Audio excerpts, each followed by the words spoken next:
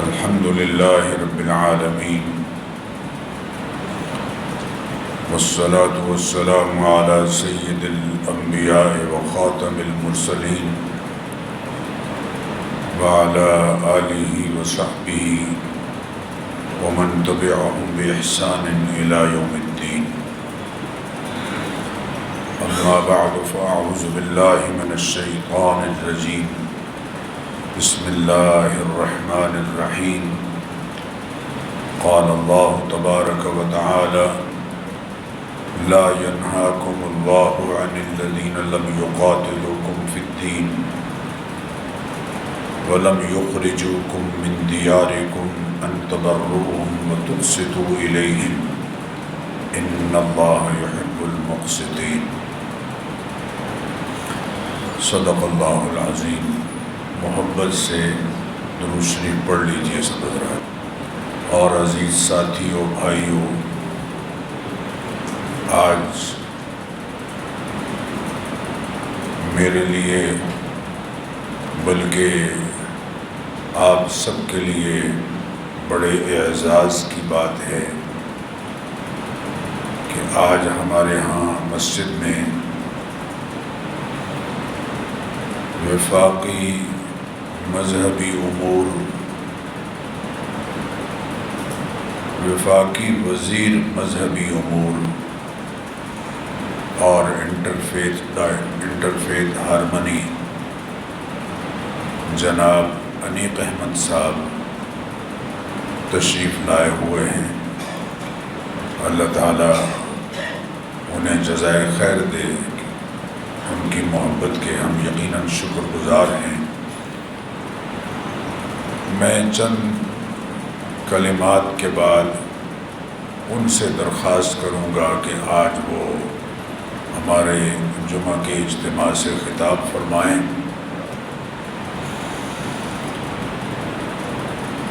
گزشتہ کئی ایام سے جڑاوالا میں پیش آنے والے حادثے کا میڈیا پر بہت تذکرہ ہے، بلکہ آج سپریم کورٹ میں ایک مسیحی مذہبی رہنما کی طرف سے حادثہ جڑاوالا کے بارے میں دائر کردہ اپیل کی سماعت ہو رہی ہے. جڑاوالا میں جو کچھ ہوا ہے اس کی حمایت یا تخریب کاروں کے طرز عمل کی تائید کوئی باشعور مسلمان نہیں کر سکتا، نہ کر رہا ہے. لیکن مسیحی برادری کی طرف سے مسلمانوں میں اشتعال پیدا کرنے کے عمل کی بھی یقیناً ہم مذمت کرتے ہیں. باہر کی دنیا کی مسیحی برادری بھی اس قضیے کو بہت زیر بحث لا رہی ہے، لیکن مغربی ممالک اور ہندوستان میں مسلمانوں کی شخصی آزادی اور ان کے بنیادی حقوق کو مسلسل پامال کرنے کی روش پر دنیا بھر کے حقوق انسانی کے نمائندہ ادارے یا حقوق انسانی کی چیمپئن تنظیمیں، یہ چیمپئن تنظیمیں اور ان اداروں کی طرف سے جو خاموشی اور نظر اندازی ہے، یہ ان لوگوں کے دوہرے معیار کو واضح کر رہی ہے. یقیناً ہم اس کی بھی مذمت کرتے ہیں. آپ سنتے ہیں ہندوستان کی حکومتی پارٹی کے کئی رہنما یہ بیان دے رہے ہیں کہ یہاں ہندوؤں اور مسلمانوں کا اکٹھا رہنا ممکن نہیں ہے. حالانکہ 800 سال یا 1000 سال تک مسلمان ہندوستان میں برسر اقتدار رہے، اگر مسلمانوں کی طرف سے اس طرح کی امتیازی روش اختیار کی جاتی تو آج شاید ہندوستان میں کوئی ہندو باقی نہ ہوتا۔ ہندوستان جہاں متعدد مذاہب کے ماننے والے آباد ہیں، خود ہندو ان کے مقابلے میں اقلیت میں ہیں، لیکن مسلمانوں کے خلاف مسلسل نفرت وہاں پھیلائی جا رہی ہے۔ مسیحی آبادی کے 150 سے زائد لوگ مارے جا چکے ہیں، ان کی آبادیوں کو آگ لگائی جا رہی ہے، مساجد اور مدارس کو آگ لگائی جا رہی ہے، اور مسلمانوں کے خلاف مسلسل نفرت پھیلائی جا رہی ہے۔ یہاں نہیں بلکہ مغربی ممالک میں بھی یہی صورتحال ہے۔ سوئٹزرلینڈ کے دائیں بازو کے انتہا پسند گروہوں نے مساجد کے گنبدوں اور میناروں پر پابندی لگانے کا مطالبہ کر دیا ہے۔ اسلامی مراکز میں عربی زبان پڑھانے پر پابندی کا مطالبہ، حالانکہ زبان تو خصوصاً عربی زبان مسلمانوں کے لیے ہر حوالے سے اہمیت کی حامل ہے۔ فرانس میں اسلامی مسلمان شہریوں اور خواتین پر حجاب پر جو پابندی لگائی گئی، عدالت نے اسے جائز قرار دیا ہے، حالانکہ ہر انسان جو لباس پسند کرے اسے پہننے کا اس کو بنیادی حق ہے۔ فرانس میں حلال غذا کی سپلائی پر اعتراض ہو رہا ہے، اور حیرانی ہے کہ مسلمانوں کے ساتھ ہونے والی ان تمام زیادتیوں کا کہیں نمایاں طور پر ذکر نہیں ہو رہا، نہ اس کی مذمت کی جا رہی ہے۔ اور جڑوالا جیسے حادثات کا سبب بننے والی مذہبی تخریب کاری کی بھی مذمت پورے طور پر نہیں ہو رہی، اور ہر طرف سے مسلمانوں کو دہشت گرد ظاہر کرنے کا پروپیگنڈا جاری ہے۔ اس سازش کو زائل کرنے اور مسلمانوں کا جو حقیقی رویہ ہے اس کو ظاہر کرنے کے لیے الیکٹرانک میڈیا، پرنٹ میڈیا اور سوشل میڈیا پر کام کرنے کی اشد ضرورت ہے۔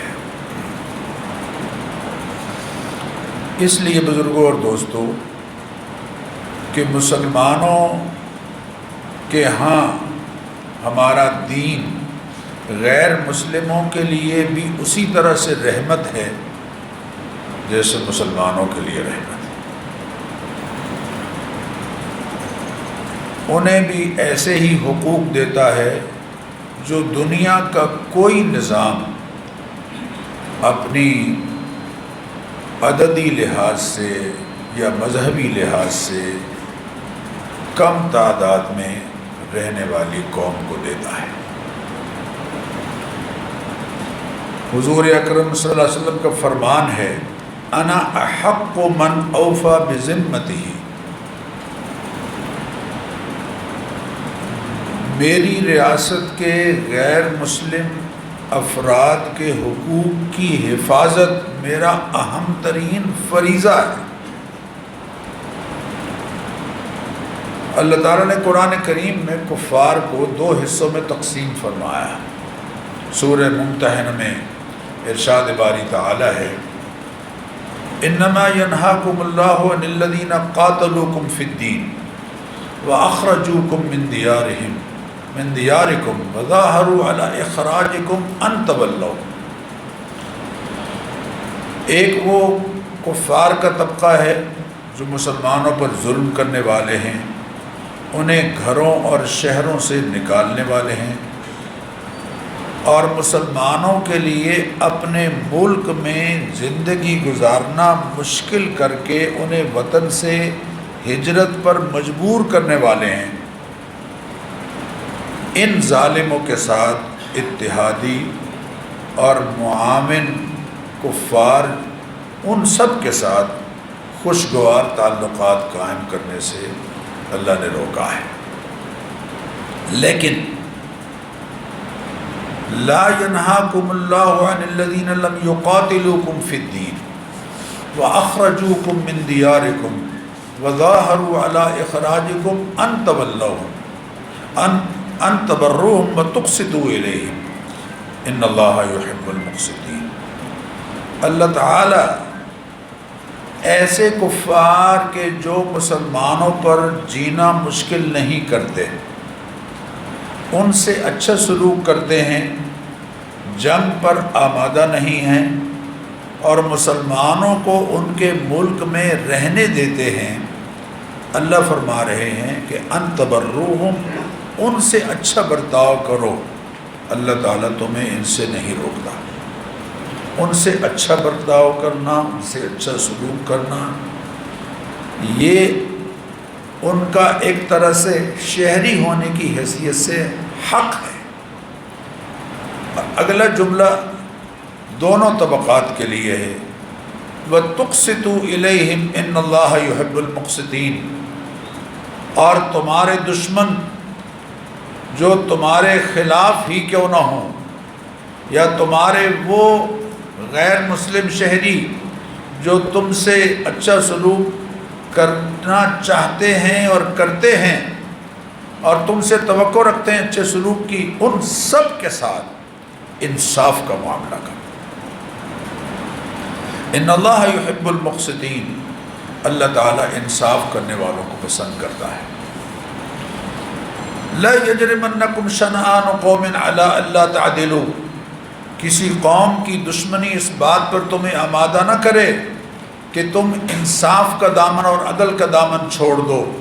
اعدلوا هو اقرب للتقوی، دشمن ہی کیوں نہ ہو، تم نے ان کے ساتھ عدل کا، انصاف کا رویہ اختیار کرنا ہے۔ ان اللہ یحب المقسطین، اللہ تعالیٰ انصاف کرنے والوں کو پسند کرتا ہے۔ قرآن کریم میں تو حالت جنگ میں بھی کفار دشمن سے زیادتی کرنے سے اللہ نے روکا ہے۔ سورہ بقرہ کی آیت نمبر 190 میں ہے، وَقَاتِلُوا فِي سَبِيلِ اللَّهِ الَّذِينَ يُقَاتِلُونَكُمْ وَلَا تَعْتَدُوا، دیکھو دفاعی جنگ کے دوران بھی اگر تم قتال کر رہے ہو ان لوگوں کے ساتھ جو تمہیں قتال پر مجبور کیے ہوئے ہیں، ظلم کے خاتمے اور عدل کے قیام کے لیے، تمہارا ان کے مقابلے میں قتال جاری بھی ہو تو لا تعتدوا، زیادتی پھر بھی نہیں کرنی۔ اور اگر کفار صلح پر آمادہ ہوں تو قرآن کریم ان سے صلح کو حکم دے رہا ہے۔ وَإِن جَنَحُوا لِلسَّلْمِ فَاجْنَحْ لَهَا وَتَوَكَّلْ عَلَى اللَّهِ، اے حبیب صلی اللہ علیہ وسلم، اگر کفار صلح پر آمادہ ہیں تو آپ بھی ان کے ساتھ صلح کیجیے، اور نتائج کیا ہوں گے، اللہ پر توکل کیجیے۔ اور اگر کفار سے دوران جنگ یا صلح کے زمانے میں کوئی معاہدہ ہو جائے تو قرآن اس معاہدے کو پورا کرنے کا حکم دیتا ہے۔ ارشاد باری تعالی ہے، الذین عاہدتم من المشرکین ثم لم ينقصوکم شیئا ولم یظاہروا علیکم احدا فاتموا الیہم عہدہم الی مدتہم، کہ دیکھو کفار کے ساتھ اگر کوئی تمہارا معاہدہ ہوتا ہے تو مدت معاہدہ تک تمہاری طرف سے عہد نہیں ٹوٹنا چاہیے، اور جس کے ساتھ معاہدہ ہو گیا ہے اب اس کی جان، اس کا مال، اس کی ناموس ویسے ہی محفوظ ہوگی تمہارے ہاں جیسے کہ مسلمانوں کی جان، مال اور عزت و ناموس محفوظ ہے۔ نبی اکرم صلی اللہ علیہ وسلم نے فرمایا من قتل معاہدا لم یرح رائحۃ الجنہ وان ریحہ تسیر مسافۃ 40 سنہ۔ خبردار، جو شخص کسی ایسے شہری کو، غیر مسلم شہری کو قتل کرے گا جس نے اپنی جان، اپنا مال، اپنی ناموس مسلمان ریاست کی حفاظت میں دے دی ہے، اگر کوئی اسے قتل کرے گا ناحق تو وہ جنت کی خوشبو بھی نہیں پائے گا، جبکہ جنت کی خوشبو اور مہک 40 سال کی مسافت تک پھیلی ہوئی۔ سیدنا عمر رضی اللہ تعالیٰ عنہ کو ایک موقع پر معلوم ہوا کہ کسی فوجی نے دشمن کے ایسے لوگوں کو جو بھاگ کر پہاڑ پر پناہ لیتے، انہیں یہ کہہ کر کہ مترس، ڈرو نہیں، نیچے آ جاؤ، بلایا ہے اور کمانڈر نے اسے قتل کر دیا ہے، تو آپ نے خط لکھا اسے اور یہ الفاظ لکھے کہ اللہ کی قسم اگر آئندہ اس قسم کا کوئی واقعہ میرے علم میں آیا تو میں قتل کرنے والے کی گردن اڑا دوں گا، اس لیے کہ ہم نے انہیں تحفظ دیا ہے، وہ ہمارے شہری ہیں۔ حالت جنگ میں ہمارے دین نے خاص احکام دیے ہیں۔ ابو داؤد شریف میں یہ حدیث موجود ہے، نبی کریم علیہ السلام نے فرمایا کہ حالت جنگ میں بھی لا تقتلوا شیخا فانیا، کسی بوڑھے کو قتل نہیں کرنا ہے، ولا طفلا ولا صغیرا، کسی بچے کو، کسی کم عمر کو، ولا امرأۃ، کسی عورت کو قتل نہیں کرنا ہے۔ سیدنا صدیق اکبر رضی اللہ تعالی عنہ نے جب شام کی طرف فوج بھیجنے کا ارادہ کیا تو فوج کے کمانڈر حضرت اسامہ ابن زید کو ہدایات دیتے ہوئے فرمایا تھا کہ دیکھو انک تجد قوما زعموا انہم حبسوا انفسہم للہ فذرہم، جہاں جا رہے ہو وہاں کچھ ایسے لوگ بھی ہوں گے جنہوں نے خود کو عبادت کے لیے وقف کر رکھا ہے اور وہ عبادت گاہوں میں محدود ہیں، جنگ پر آمادہ نہیں، ان کو بالکل نہیں چھیڑنا ہے، وہ اپنی مسیحی برادری کے چرچ میں ہوں، کسی بھی مذہب کے ماننے والے ہوں۔ اور میں تمہیں 10 باتوں کی وصیت کرتا ہوں، تاکیدی حکم دیتا ہوں، لا تقتلن امرأۃ، خبردار دشمن کی بھی کسی عورت کو قتل نہیں کرنا ہے، ولا صبیا، کسی بچے کو قتل نہیں کرنا ہے، ولا کبیرا حرما، کسی بوڑھے کو قتل نہیں کرنا ہے، ولا تقطعن شجرا مثمرا، کسی دشمن کی سرزمین پر پھلدار درخت کو نہیں کاٹنا ہے، ولا تخربن عامرا، اور تخریب کاری نہیں کرنی ہے، آبادیوں کو ویران نہیں کرنا ہے، ولا تعقرن شاۃ ولا بعیرا الا لمأکلہ، کھانے کے لیے ضرورت کے تحت جانوروں کو ذبح کیا جاتا ہے، اس کے سوا دشمن کے بھی جانوروں کو ذبح نہیں کرنا ہے، ولا تغرقن نخلا ولا تحرقنہ، درختوں کو اکھاڑنا نہیں ہے، ولا جلانا نہیں ہے، ولا تغلوا ولا تجبنوا، اور دیکھو تم کہیں خیانت نہ کرنا کہ ان کا مال بغیر کسی وجہ کے چھپا لو، اور بزدلی کا مظاہرہ نہیں کرنا ہے۔ جنگی قیدیوں کے ساتھ حسن سلوک کا حکم قرآن کریم میں بار بار دیا گیا۔ اللہ اکبر، اللہ اکبر۔ میں اپنی بات اس لیے آگے نہیں بڑھا رہا کہ میں چاہتا ہوں آج جو ہمارے مہمان تشریف لائے ہیں وہ آپ سے گفتگو کریں۔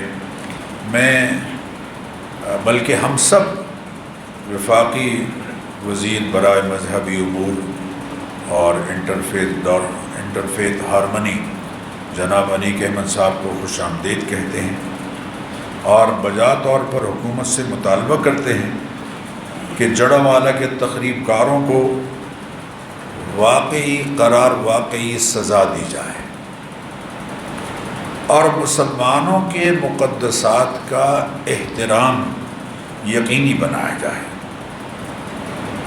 اور بدقسمتی سے بیرون ملک سیاسی پناہ حاصل کرنے کے شوق میں مسلمانوں کی محترم شخصیات اور قرآن کریم جیسی مقدس کتاب کی بے حرمتی کرنے والوں کا بھی محاسبہ کیا جائے۔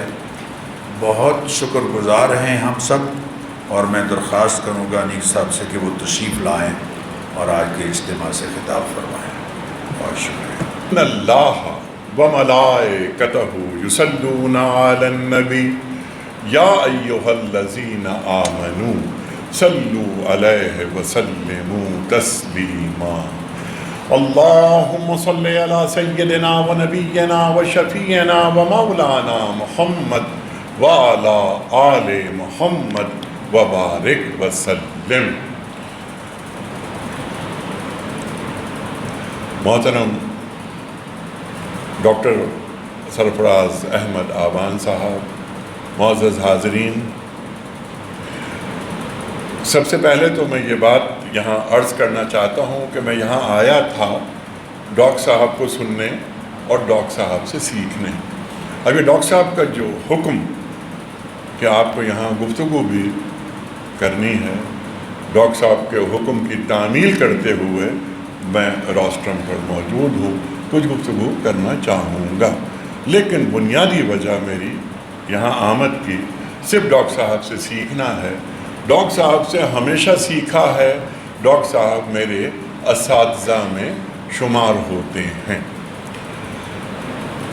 محترم حاضرین، میں ڈاکٹر صاحب کی جو گفتگو سماعت کر رہا تھا، میں اسی سے بات کو آگے بڑھاتا ہوں۔ قرآن کے کچھ حوالے میں دینا چاہوں گا۔ ڈاکٹر صاحب نے بہت ہی زبردست باتیں یہاں بیان کی ہیں۔ دین کا پیغام ہے، دین کا فلسفہ ہے، دین ہمیں کیسا دیکھنا چاہتا ہے، اللہ اور اللہ کے رسول صلی اللہ علیہ وآلہ وسلم ہمیں کیسا دیکھنا چاہتے ہیں اور ہمیں کہاں دیکھنا چاہتے ہیں۔ ڈاکٹر صاحب نے تفصیلاً بات فرمائی، ہماری ذمہ داریاں کیا ہیں بینگ اے مسلم۔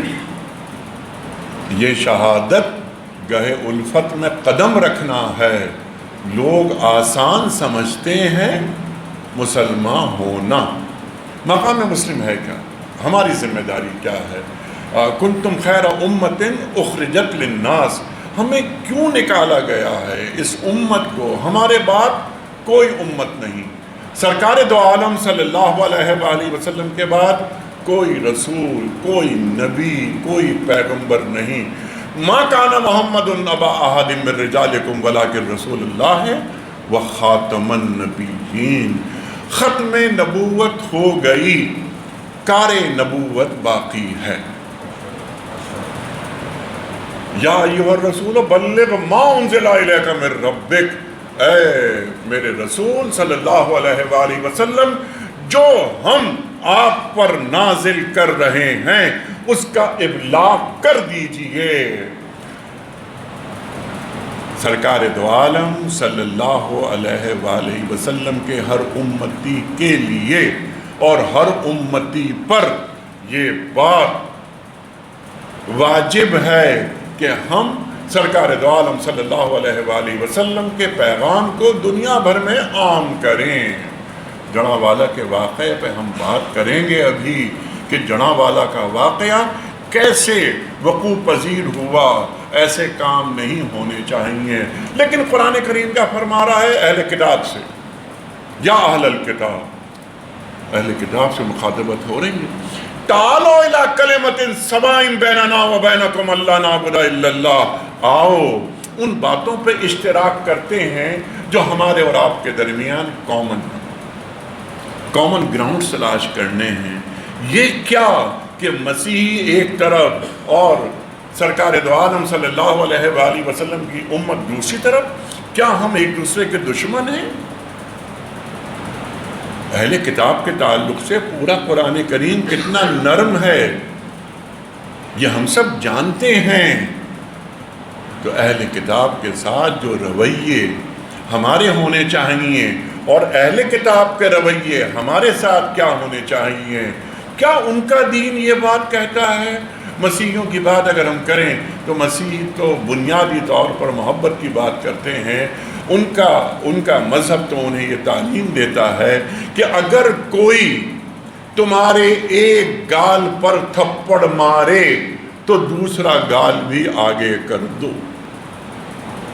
یہ تو مسیح علیہ السلام پیغام دے رہے ہیں اپنی امت کو۔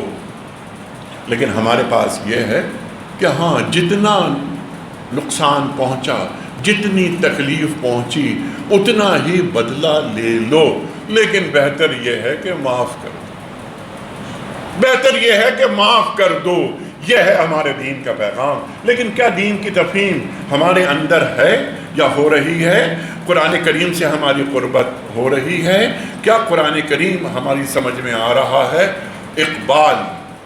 اقبال میٹرک کر رہے تھے تو ان کے والد نے، اس زمانے کا میٹرک بہت بڑا درجہ تعلیم کا، اقبال سے ان کے والد نے ایک مرتبہ یہ بات کہی کہ اقبال تم امتحان دے لو میٹرک کا، مجھے تم سے ایک بہت ضروری بات کرنی ہے۔ امتحان ہو گیا، اقبال اپنے والد صاحب کی خدمت میں حاضر ہوئے کہ ابا جان آپ نے یہ فرمایا تھا کہ امتحان دے لو میٹرک کا، میں نے امتحان دے لیا ہے، اب میں آپ کی خدمت میں حاضر ہوا ہوں، آپ کون سی بات مجھ سے کہنا چاہتے تھے؟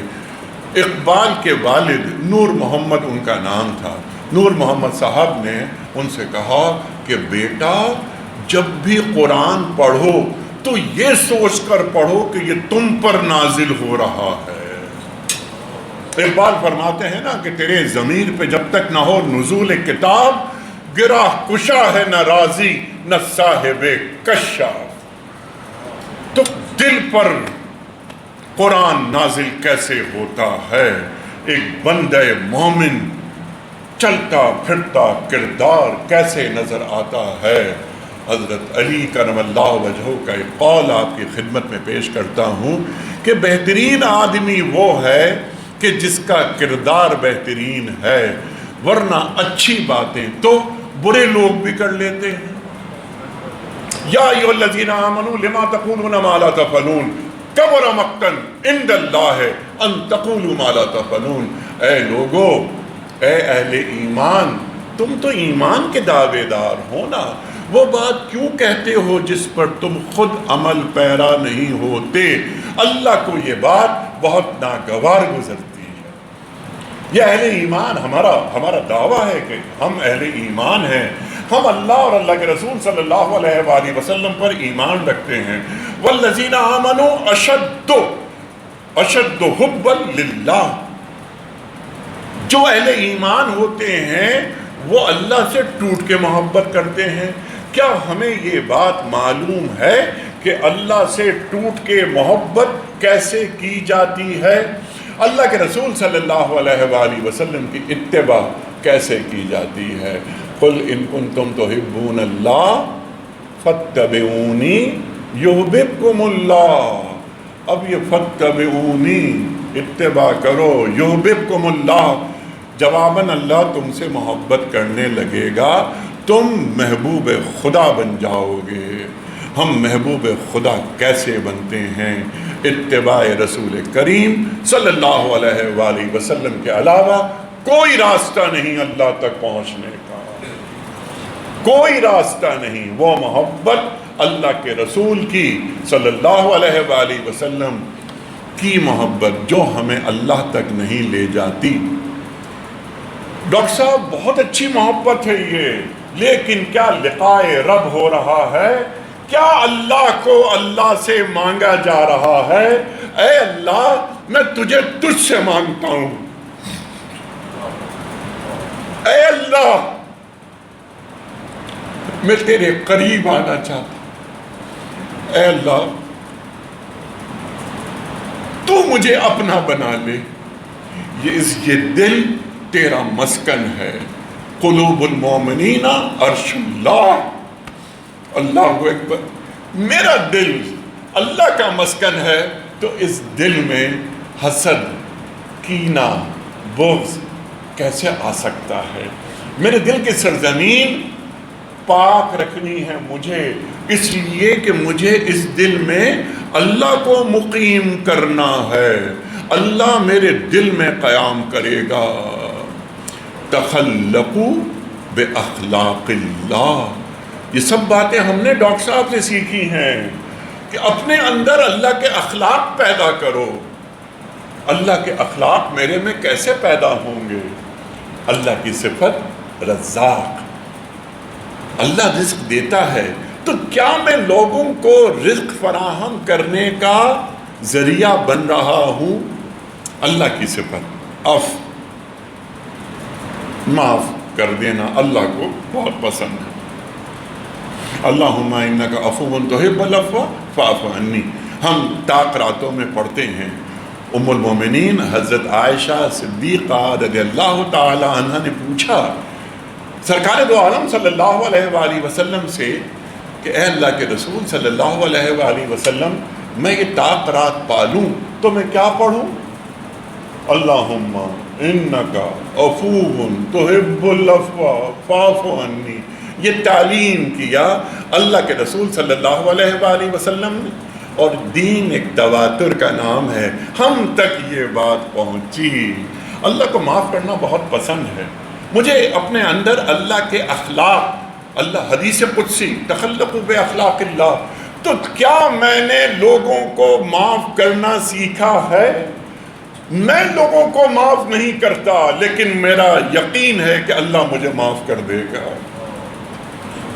اللہ اکبر، اللہ اکبر۔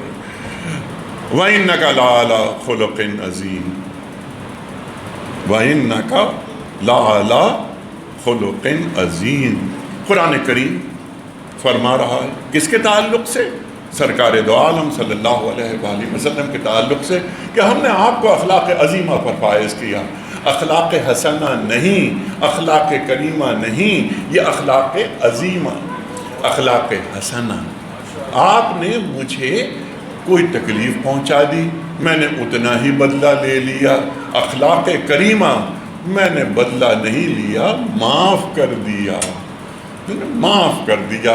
اللہ کی خوشنودی حاصل کرنے کے لیے، اے اللہ یہ الخلق و عیال اللہ، تمام مخلوق اللہ کا کنبہ ہے، یہ خدائی کنبے کا فرد ہے، میں تجھے راضی رکھنے کے لیے اس بندے کو معاف کرتا ہوں۔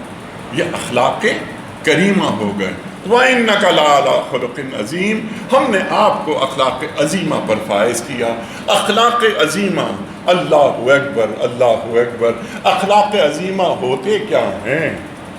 انما بعثت لأتمم مکارم الاخلاق، اللہ کے رسول فرماتے ہیں صلی اللہ علیہ وآلہ وسلم کہ میں اخلاق کو اس کے کمال تک پہنچانے کے لیے مبعوث کیا گیا ہوں۔